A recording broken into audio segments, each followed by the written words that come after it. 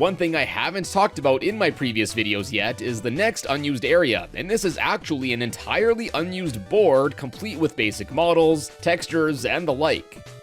Now, I don't believe I brought this up in my previous videos, but big shocker, this board is also left over in both Mario Party 5 and 6 as well. And yeah, this just appears to be a very early attempt at putting together a map for the GameCube games. What's extra cool though is that this board can still be re-implemented and made playable too. Well, at least in the other games, like Mario Party 6 here. For some reason, it's not as easy to re-implement in 7. Anyways, we start out at the bottom of this mountain where I guess the characters were to jump out of the warp pipe here to then begin the journey near this starting building where the start text seems very similar in style to the graphics from the Nintendo 64 games. Then from here, based on the arrow signs, the players would go left and take a clockwise path up and around the mountain.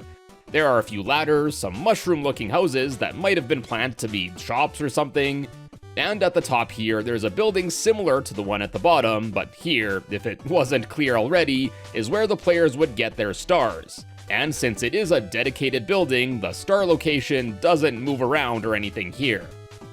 Then, on the way back down the mountain, although it isn't part of the space data associated with this map, these low-poly minecarts are on a path that seems like it may have been for an alternate path that you could take down. Purely just speculation, but there are actually a few areas like this that seem like they'd be good ideas for the map's flow, like this bridge area here, and they're just not part of the space data that's included. Anyway, overall, it's a pretty simple map, which shouldn't be surprising given its early nature, but it's just really cool that this is still left over in the games, let alone still playable too.